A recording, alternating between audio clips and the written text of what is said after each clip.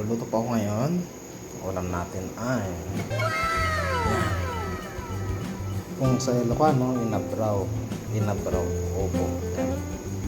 Mimis ko kasi yung bagoong na ganyan. Oh. Tapos, pinakuluan lang siya. May bawang, may mga sili, yung bunga ng ampalay, ng malunggay. Yan. Tapos, ito. I-ano ko to. Yan. Hipon. Sasangin ko lang yan. Ihatod na rin. Miss ko kasi yung itong ulam. Ganyan itong ulam.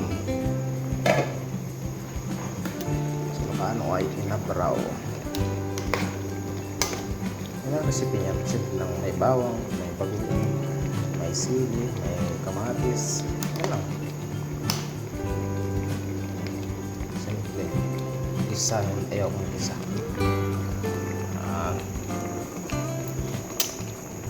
Sarap na. Palaputin na lang. Yan, thank you. Wow. Sarap na, yummy. Tapos may hipon na isasangin mo. Hipon. Yan. Yan na. A few minutes later. Kasama ng ulam natin. Saka yan.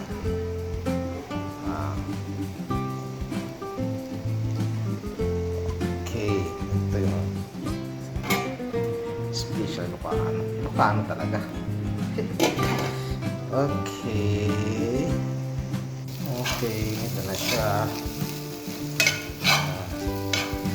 Pwede na. Ngayon, kita.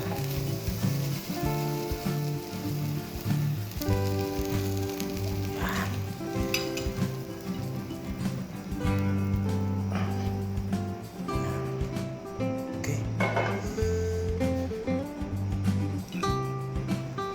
Okay.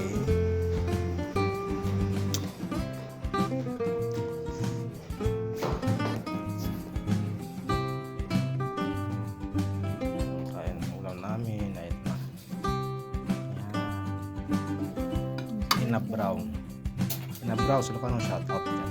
Makain namin. Hindi yan mauubos ha. Dami niyan. Wait. Okay. Kain po tayo.